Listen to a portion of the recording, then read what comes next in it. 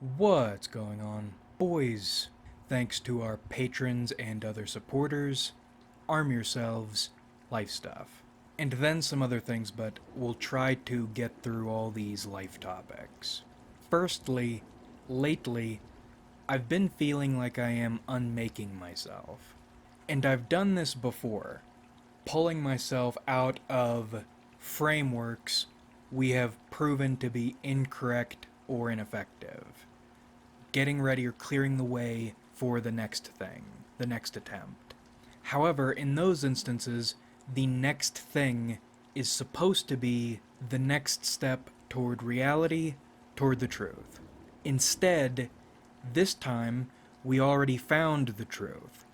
The truth is what we are getting away from. And that leaves a direction concern, but then it also feels like removing your armor, setting aside your weapons. When or in attuning with reality, I was becoming pretty competent and resilient. I could do more and I could take more. Not being constantly in that drumming mental state feels like Willard not in the jungle. Except instead of Charlie getting stronger while you get soft, it is everybody alive getting stronger. And they want to hurt you. And I recognize this isn't totally the case. The felt weakness does not directly translate into real weakness. Those angles are still in there, and they're actually still developing with or without you, but you aren't in that drum state 24/7, which makes you feel vulnerable and dull. I did notice I learned a spell in these hard times, one I couldn't cast before, even during the horror mental feeling. And that spell is, I'm going to look at you and not say anything, and you're going to tell me anything valuable you might know about anything. And I think this spell is working now, because when you're in drum mode, all you can think about is winning or losing. And it's an immediate feeling. Whereas now, in these trying times, there's nothing really to win, so there's nothing wrong with sitting and staring and waiting expectantly and judgmentally. I feel like I'm on something of a streak. 3 days in a row, I have just stared at someone and then they told me interesting information. It feels like a cheat code I wasn't capable of before. I use fewer, actually no words, and you give me more information and better. And I mention all this in part because I'm pretty sure we aren't done with reality, unfortunately. But also because even if your armor is still working, you might have a moment of realization that someone is in fact trying to stab you. Your armor is stopping it, but someone is still trying to stab you. That's how it feels in this fog we're in, which is thematic. You have chosen not to die, so you are going back into the mist with all the little creatures. Except now you don't even have the hope of an answer, because the answer you were looking for, you found, and it was death. This all to say, my emotional state has changed, and while we are all always vulnerable, this new sense of felt vulnerability defines my current mental state or emotional state. Now, I am feeling the pulse of reality a little bit. The nausea is back about 50% of the time, but in those moments, I'm not feeling nauseous, or when I'm feeling the most delightful, comfortable nothing, I feel sad. And it's not off-brand sadness this time, it's just sadness. And it's weird to feel sadness pure, without anger tied up in it, without hatred tied up in it, or without whatever that awful reality emotion is. And I think there is a specific emotion for whatever we were feeling, but I don't know if there's a word for it yet. But recently I have been straight up sad. And today I cried a bit. And it was real crying, but what was interesting was it didn't move into sobbing, and it was brief. But I determine it real because there was involuntary breathing stuff and expression distortion. Yesterday I watched that Rises of the Moon Freerin video that's going around, and that put me in a mood. And today I watched that new Catgirl video that's going around. The one that baits you into thinking you are going to watch a brief, cute video, and then instead you get to watch your anthropomorphized pet get old and die. That fucked me up bad enough. I didn't finish watching this 2-minute video. The moment it clicked in my head what they were doing and where it was going, nope, gotta get out of here. That little bit was enough to set me off. And it's still bothering me now, just talking about it. But Saint O'Neill stratagem. If you don't want to feel something, but you're feeling something, put on your thinking cap and try to figure out why you're feeling that thing. I have abandonment issues, and I already knew that, but these recent feelings warranted another review. And I found something interesting. If these abandonment issues developed over time, in reaction or in response to a series of events, that would make sense. There is a thread there to follow that's reasonable. But I can't remember a time I didn't fear abandonment. I can't recall any singular canon event. Being left alone has always bothered me on that level. Some of my earliest piss eyes memories were about crying about family leaving. And there are a million ways to view the stars that make up your life like constellations. Different angles produce different perspectives.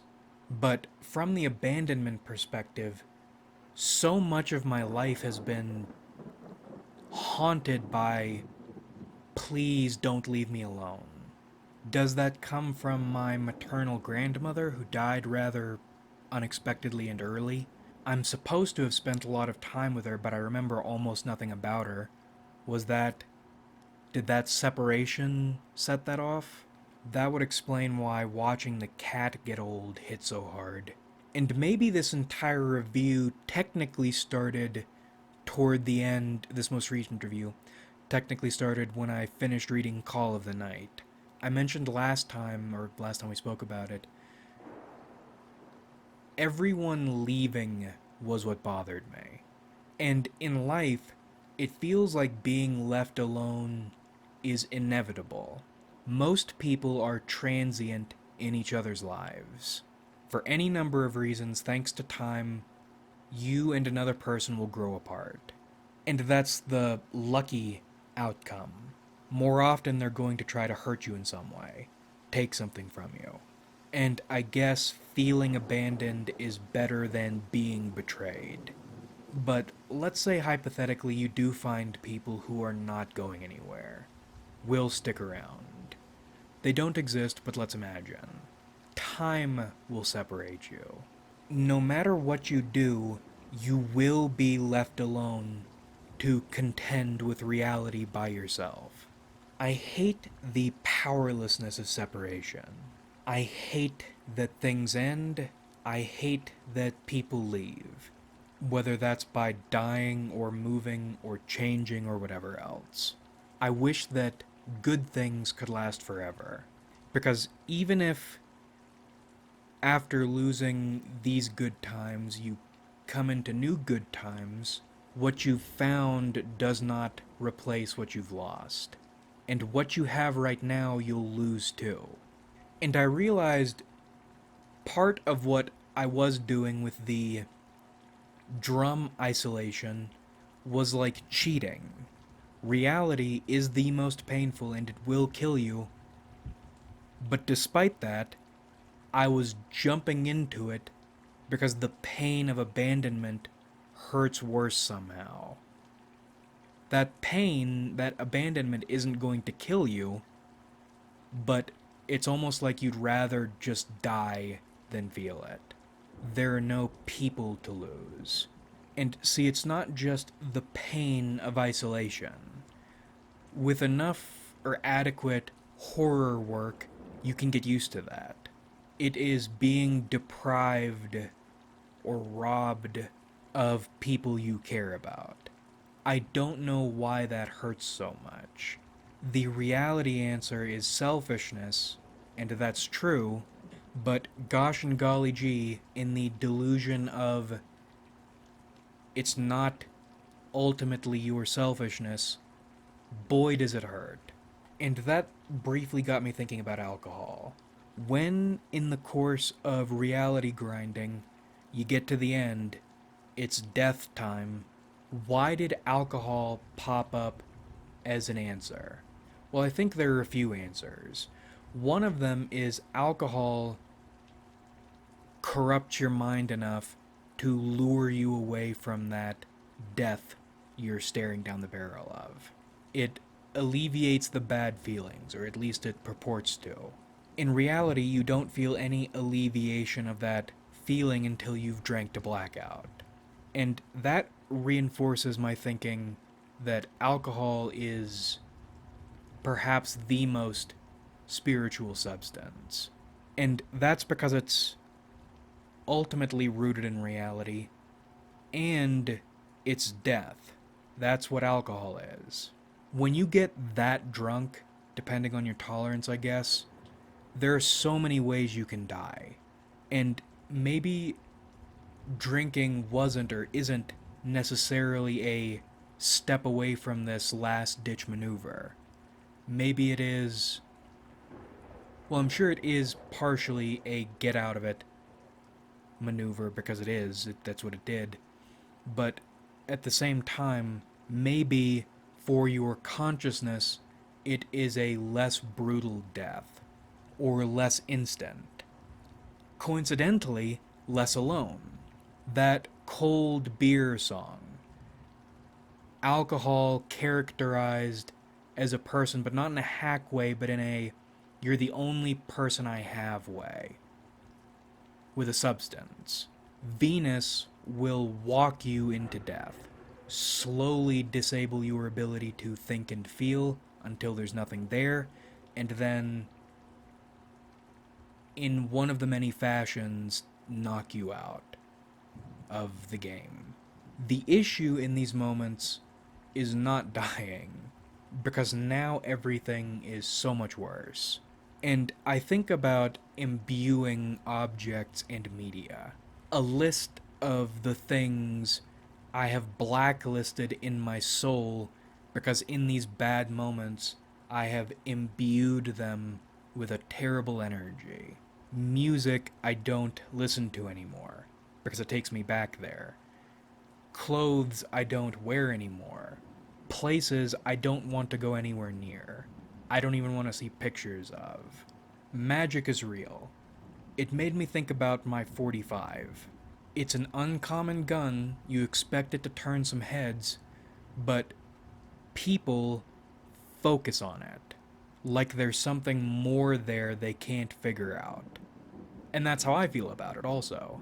Some days you look in the mirror and you feel great. Other days you look in the mirror and you look like a goblin.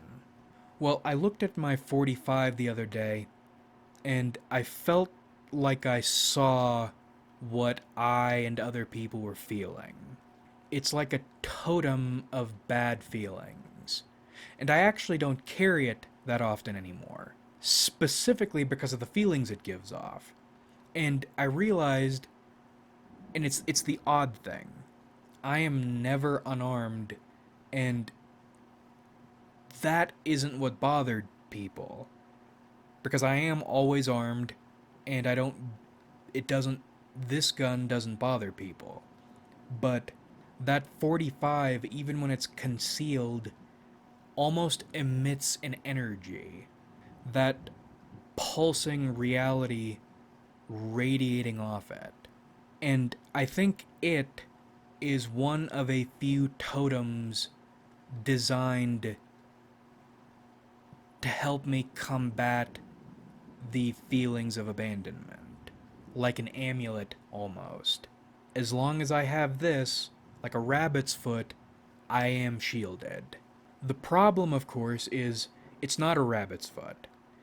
It's not imbued with feelings or powers of positivity. It is imbued with that doom drum reality death feeling poured into it. And it's thick enough you can feel it even if you don't know it's nearby. It's like a possessed object. But feelings are confusing.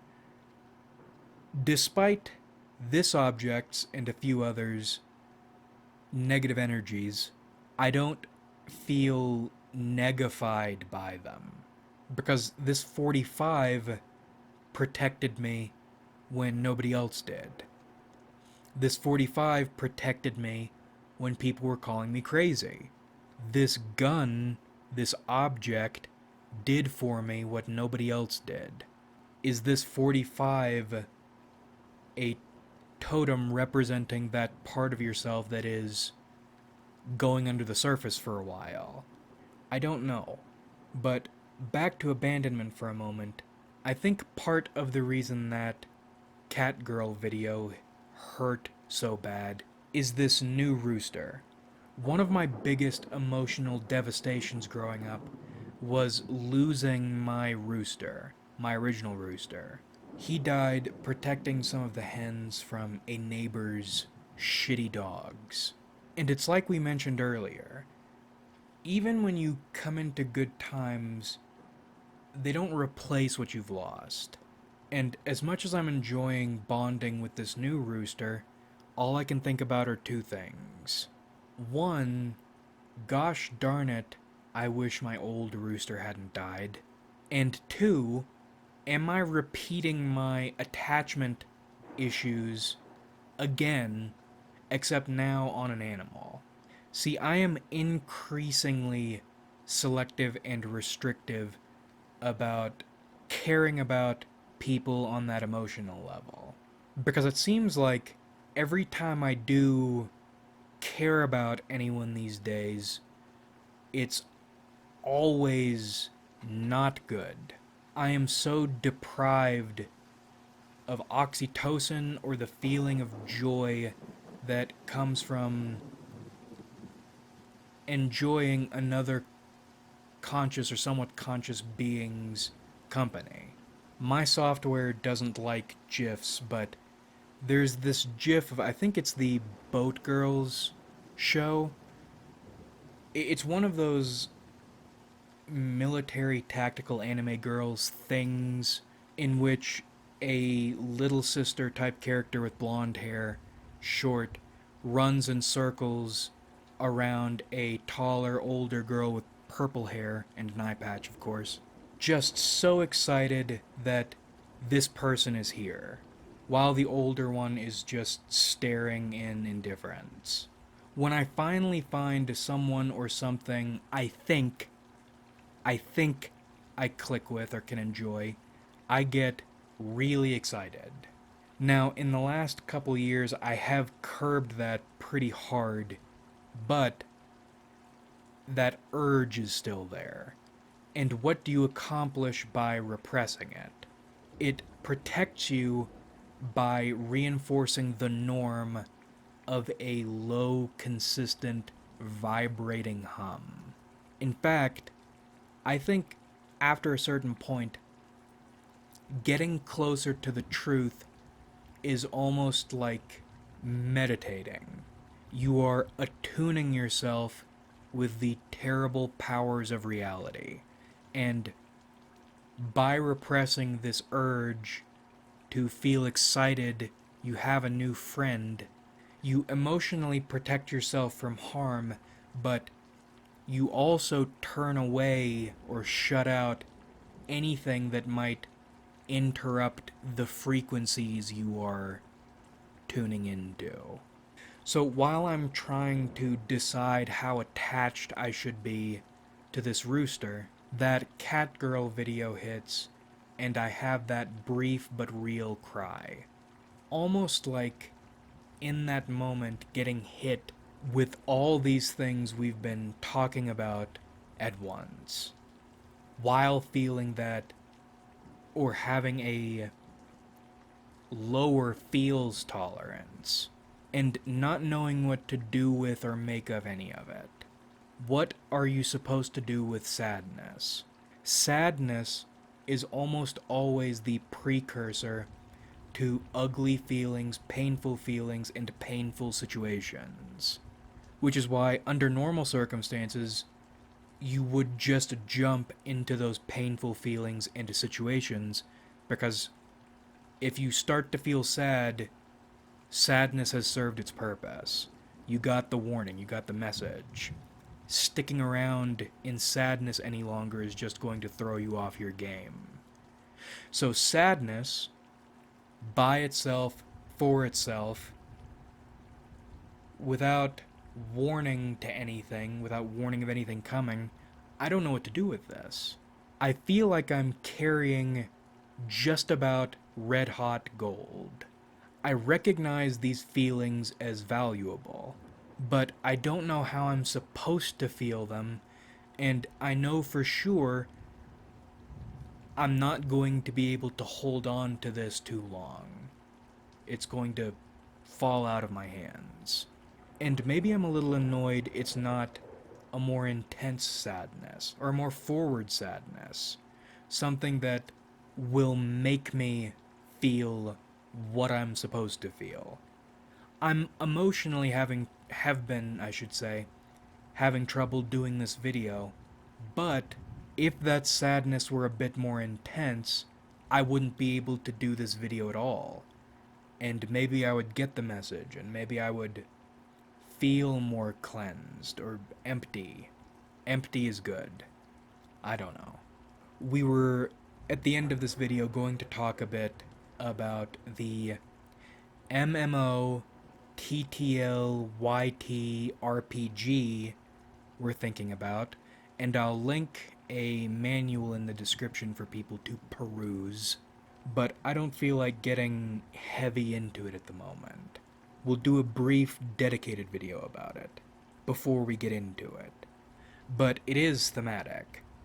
All the characters are vagrants, and vagrants are expected to come and go, meaning I have mechanically barred you from abandoning me. Because it's no big deal if you show up, and it's no big deal if you go. That's another thing I noticed today. But we have all the time in the world here in the Happy Bunker, and we'll do that later. Like if you enjoyed, subscribe if you haven't.